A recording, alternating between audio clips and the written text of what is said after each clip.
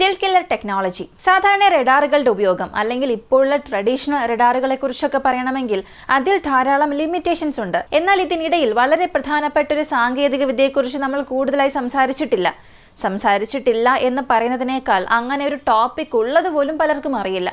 അത് മറ്റൊന്നുമല്ല, photonic radars. Traditional റഡാർസിനേക്കാളും 1000 മടങ്ങ് പവർഫുള്ളായ ഒരു റഡാർ സിസ്റ്റമാണ് ഈ ഫോട്ടോണിക് റഡാർസ്. ഇന്നുള്ള ഈ F-22 Raptor, F-35, Su-57, J-35, J-20 ഇവയ്ക്കെല്ലാം വലിയൊരു വെല്ലുവിളിയായ സിസ്റ്റം തന്നെയാണ് ഇത്. നിങ്ങൾക്ക് എന്താ അത്ര വലിയ സ്റ്റെൽത്ത് സാങ്കേതിക വിദ്യയുണ്ടോ? നിങ്ങളുടെ സ്റ്റെൽത്ത് ടെക്നോളജിയെ പോലും എന്നെ കൊണ്ട് കണ്ടെത്താൻ സാധിക്കും. കണ്ടെത്തുക മാത്രമല്ല, നിങ്ങളെ നശിപ്പിക്കാനുള്ള സാങ്കേതിക വിദ്യയും എന്നെ കൊണ്ട് സൃഷ്ടിക്കാൻ കഴിയും. ഇങ്ങനെയൊക്കെ പറഞ്ഞ് 3 രാജ്യങ്ങളാണ് ഇത് മത്സരിച്ച് നിർമ്മിച്ചു കൊണ്ടിരിക്കുന്നത്. ഇതിപ്പോ ലേറ്റസ്റ്റ് ആയി ആ ലിസ്റ്റിൽ ചേർന്നിരിക്കുന്നത് ഇന്ത്യയാണ്. ഫോട്ടോണിക് റഡാർസ് എന്താണ്, എങ്ങനെയാണ് ഇത് സ്റ്റെൽത്ത് ടെക്നോളജിയെ കില്ല് ചെയ്യുന്നത്? അവസാനം വരെയും തീർച്ചയായും കാണുക. ഈ വീഡിയോ നിങ്ങൾക്ക് വളരെ വ്യത്യസ്തമായിരിക്കും. ഫോട്ടോണിക് റഡാർസിനെ കുറിച്ച് വീഡിയോയിലൂടെ വിശദമായി അറിയാം.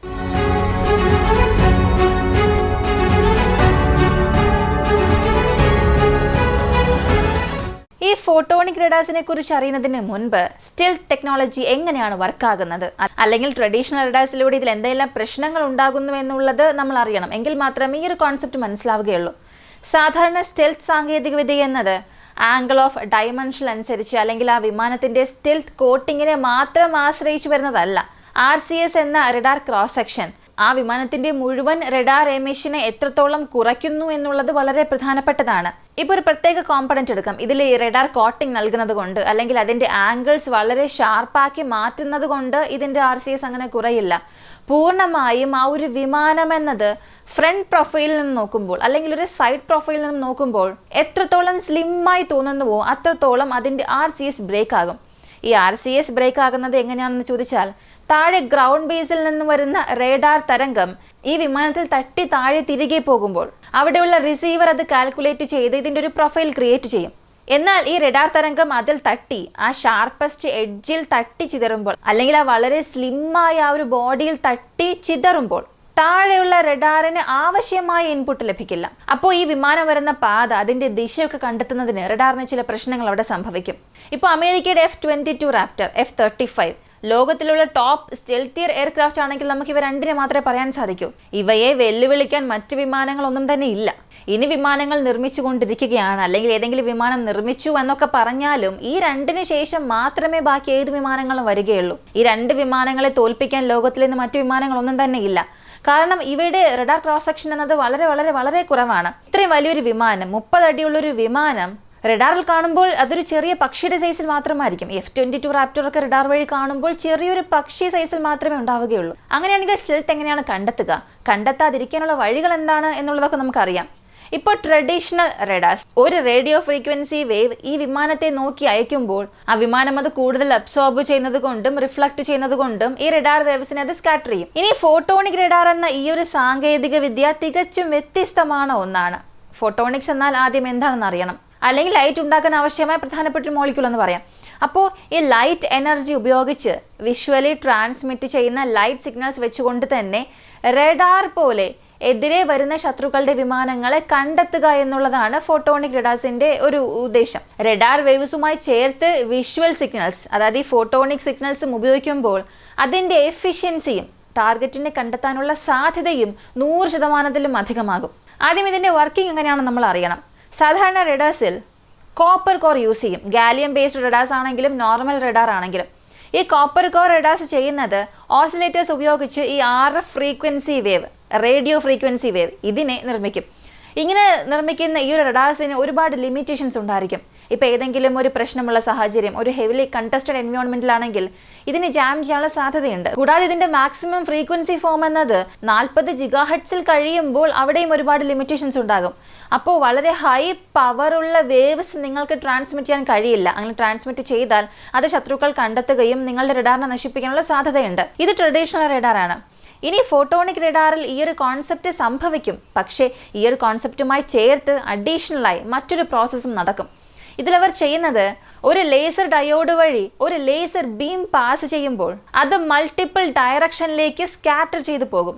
ഇങ്ങനെ പോകുമ്പോൾ 4 പ്രധാനപ്പെട്ട ഫോംസായി അതിനെ വേർതിരിക്കും. ഈ പ്രോസസ്സിന്റെ പേര് സ്ട്രിപ്പിംഗ് എന്നാണ്. ഈ ചിപ്പിംഗ് പ്രോസസ്സ് വഴി ഇതിനെ ഇങ്ങനെ മോഡിഫൈ ചെയ്യാൻ തുടങ്ങും. മോഡിഫൈ ചെയ്തിട്ട് ഇതിൻ്റെ വേവ് ഫോംസിനെ ഇൻക്രീസ് ചെയ്യും. അതിൻ്റെ പവർ വീണ്ടും ഈ ചിപ്പിംഗ് പ്രോസസ്സ് വഴി ഇൻക്രീസ് ചെയ്യുമ്പോൾ തുടക്കത്തിൽ ഒരു വേവ് പുറത്തേക്ക് വന്നല്ലോ, അതിനേക്കാൾ കൂടുതൽ പവർഫുള്ളായ വേവ്സായി ഈ 4നെയും നമുക്കൊണ്ട് മാറ്റാൻ സാധിക്കും. ഇങ്ങനെ മാറ്റുന്ന ഈ ഒരു wave forms, electro optical wave forms എന്നത് റേഡാർ സിഗ്നൽസ് പോലുള്ള RF സിഗ്നൽസുമായി ചേർത്ത് പ്രോസസ്സ് ചെയ്യപ്പെടും. ഇങ്ങനെ പ്രോസസ്സ് ചെയ്യുന്നതിന് ആ മിക്സ്ചർ, ആംപ്ലിഫയർ, സ്പ്ലിറ്റർ ഈ ഒരു കോൺസെപ്റ്റ് അവിടെ ഉപയോഗിക്കും. ഇങ്ങനെ 2 സിഗ്നൽസും ഒരുമിച്ച് മിക്സ് ചെയ്ത് പ്രോസസ്സ് ചെയ്ത് ലഭിക്കുന്ന ഈ വേവ് ഫോംസ് എന്നത് വളരെ അധികമായിരിക്കും. ഇപ്പോൾ സാധാരണയുള്ള റഡാർ സിഗ്നൽസിനേക്കാളും ഈ ഫോട്ടോണിക് സിഗ്നൽസ്, ലൈറ്റ് സിഗ്നൽസ് ഇതിൻ്റെ പവർ വളരെ കൂടുതലായിരിക്കും. നോർമൽ റഡാർ സിഗ്നൽസിൽ 40 GHz കൂടുതൽ വേവ് ഫോംസ് പോകുമ്പോൾ അതിൽ ഒരുപാട് ലിമിറ്റേഷൻസ് ഉണ്ടെന്നറിയാം. എന്നാൽ ഈ ഒരു ഫോട്ടോണിക് സിഗ്നൽസ് വഴി പുറത്തേക്ക് വരുന്ന ട്രാൻസ്മിറ്റ് ആകുന്ന മാക്സിമം സൈസ് എത്രയാണെന്ന് നോക്കിയാൽ 100 GHz കഴിയും. ഇതിലും ടെറാഹെഡ്സിലേക്ക് പോകാൻ കഴിവുള്ള ആ ഒരു തലത്തിൽ ഫ്രീക്വൻസി പവർ ഇതിനുണ്ട്. അപ്പോൾ വിഷ്വലി ഇങ്ങനെ ചില സിഗ്നൽസ് ട്രാൻസ്മിറ്റ് ചെയ്യുമ്പോൾ ഇതെങ്ങനെയായിരിക്കും വർക്കാവുക? സാധാരണ ഈ റഡാർസ് ഒക്കെ മുകളിൽ തട്ടി സ്കാറ്റർ ആകുന്ന രീതിയിലായിരിക്കുമോ ഇതും വർക്കാവുക എന്ന് ചോദിച്ചാൽ അതേ കോൺസെപ്റ്റിൽ തന്നെയാണ് പ്രവർത്തിക്കുക. എന്നാൽ അതിനും ഇതിനും ഒരുപാട് വ്യത്യാസമുണ്ട്. ഇപ്പോൾ സാധാരണ റഡാർ വേവ് അവിടെ ചെന്ന് തൊട്ട് പ്രതിഫലിക്കുമ്പോൾ അതിനെ ജാം ചെയ്യാനുള്ള സാധ്യതയുണ്ട്. അല്ലെങ്കിൽ അതുപോലെ ഈ റഡാർ സ്പൂഫിംഗ്, റഡാർ ജാമിംഗ് എന്ന കോൺസെപ്റ്റ്സ് എനിമീസും ഇവിടെ കൗണ്ടർ മെഷേഴ്സ് ഉപയോഗിക്കും. അപ്പോൾ നമുക്ക് ലഭിക്കുന്ന സിഗ്നൽസ് എന്നത് 100% സേഫ് ആൻഡ് സെക്യൂർ ആയിരിക്കില്ല. എന്നാൽ ഒരു RF സിഗ്നലിൻ്റെ കൂടെ ഫോട്ടോണിക് സിഗ്നൽസും ചേർത്ത് വിഷ്വൽ സിഗ്നൽസ് ആക്കി മാറ്റി പ്രോസസ്സ് ചെയ്യുമ്പോൾ ഇത് പോകുന്ന വേഗത എന്നത് സാധാരണ റഡാർ വേവ്സ് പോകുന്ന വേഗതയേക്കാൾ പല മടങ്ങ് കൂടുതലായിരിക്കും.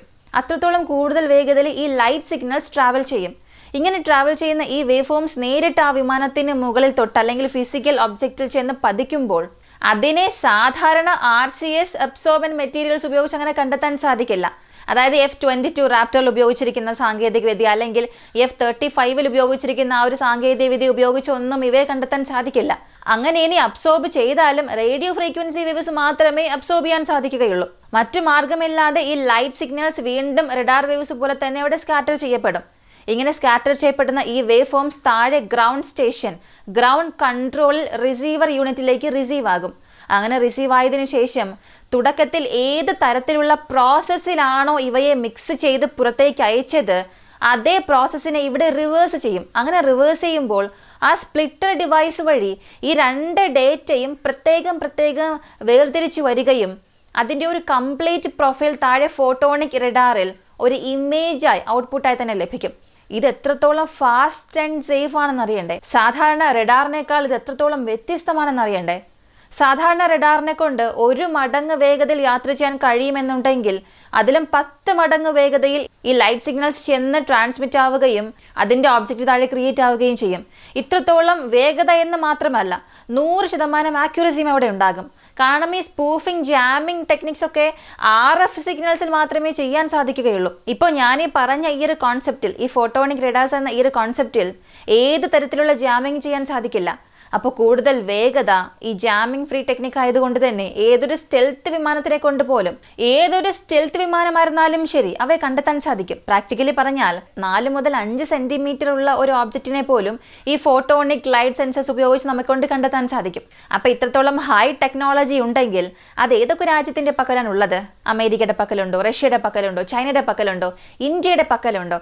അല്ലെങ്കിൽ മറ്റേതെങ്കിലും രാജ്യങ്ങളുടെ പക്കലുണ്ടോ എന്ന് ചോദിച്ചാൽ ഇന്ന് പ്രായോഗികമായി ഫോട്ടോണിക് റഡാർ ഇന്നും ആരുടെ പക്കലും ഇല്ല. അമേരിക്ക അവരുടെ ഈ ഡാർപ പ്രോജക്റ്റിന് കീഴിൽ ഇതിനെ നിർമ്മിക്കാനുള്ള ശ്രമങ്ങൾ എടുക്കുന്നുണ്ട്. റഷ്യ ഇതിൻ്റെ ഒരു പ്രോജക്റ്റിൽ ഞങ്ങൾ ഉണ്ട് എന്ന് പറഞ്ഞിട്ടുണ്ട്. അതല്ലാതെ നിർമ്മിച്ചിട്ടുണ്ടോ ഇല്ലയോ എന്നൊന്നും അറിയില്ല. ചൈന ഒരു ക്ലെയിം നടത്തിയിട്ടുണ്ട്, ഞങ്ങളൊരു വർക്കിംഗ് മോഡൽ ക്രിയേറ്റ് ചെയ്തിട്ടുണ്ടെന്ന്. ലോകത്തിലെ ആദ്യത്തെ രാജ്യമായി ഫോട്ടോണിക് റഡാർ ഞങ്ങൾ ക്രിയേറ്റ് ചെയ്തു എന്ന് ഒരു പ്രോട്ടോടൈപ്പ് തയ്യാറാക്കി കാണിച്ചിട്ടുണ്ട്. അത് സംബന്ധിക്കുന്ന ചില ഇമേജസും ഉണ്ട്. എന്നാൽ അതിൻ്റെ വർക്കിംഗ് ടൈപ്പ് എങ്ങനെയാണ്? സത്യത്തിൽ അത് ഫോട്ടോണിക് റഡാർ ആണോ? അവരുടെ ക്വാണ്ടം റഡാറുമായും ഈ ഫോട്ടോണിക് കോൺസെപ്റ്റ് നമുക്ക് മിക്സ് ചെയ്യാൻ സാധിക്കും. അങ്ങനെ എന്തെങ്കിലും അവർ ചെയ്തു വെച്ചിട്ടുണ്ടോ? ഇതൊന്നും അറിയില്ല. പക്ഷേ അവർ അങ്ങനെ ഒരു ക്ലെയിം നടത്തി. നമ്മുടെ ഇന്ത്യ ഇതിനെ ലാബ് സൈസിൽ റെഡിയാക്കിയിട്ടുണ്ട്. ലാബിൽ ഒരു വർക്കിംഗ് മോഡലെ ക്രിയേറ്റ് ചെയ്തിട്ടുണ്ട്. ഭാവിയിൽ ഇതിനെ ഞങ്ങൾ വലിയ രീതിയിൽ ഫൈറ്റർ ജെറ്റിൽ ഫിക്സ് ചെയ്യുന്ന രീതിയിൽ അല്ലെങ്കിൽ ഏർലി വാർണിംഗ് റഡാർസ് പോലെയൊക്കെ ഉപയോഗിക്കുമെന്ന് പറഞ്ഞിട്ടുണ്ട്.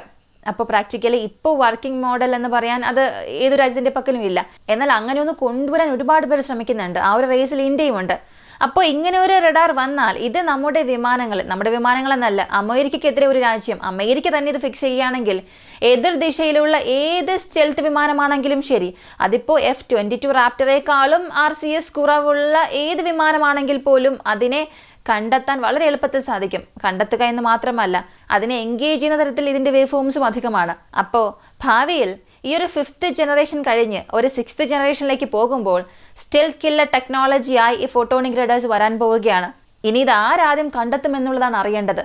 എങ്ങനെയാണോ 5th ജനറേഷൻ എയർക്രാഫ്റ്റിൽ അമേരിക്ക ആദ്യപടിയായി വന്നത്, ആ ടെക്നോളജിയിൽ അവരിപ്പോൾ സുപ്പീരിയറായി മാറിയത്, അതുപോലെ ഈ ഒരു സ്റ്റെൽത്ത് കില്ലർ ടെക്നോളജി ആരുടെ പക്കലാണോ ആദ്യം വരുന്നത് അവരായിരിക്കും അടുത്ത 2-3 ഡിക്കേഡ്സിൽ ഈ ലോകത്തിലെ മിലിറ്ററി പവറിനെ നിയന്ത്രിക്കാൻ സാധിക്കുക.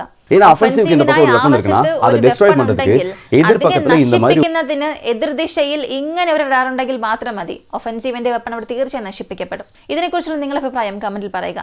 ഞാൻ ഇപ്പോഴും പറയുന്നു, ഇത് വർക്കിംഗ് കണ്ടീഷൻ എന്ന നിലയിൽ ആരുടെ പക്കലുമില്ല. ചൈന ഒരു പ്രോട്ടോടൈപ്പ് നിർമ്മിച്ചു എന്നൊക്കെ ഒരു ക്ലെയിം നടത്തിയിട്ടുണ്ട്. ഇന്ത്യ ലാബ് സൈസിൽ നിർമ്മിച്ചു എന്നൊക്കെ പറയുന്നുണ്ട്. അതായത് ലാബിനുള്ളിൽ വെച്ച് ടെസ്റ്റ് ചെയ്യുന്ന രീതിയിൽ ഒരു വർക്കിംഗ് ടൈപ്പ് ക്രിയേറ്റ് ചെയ്തു എന്നൊക്കെ പറയുന്നുണ്ട്.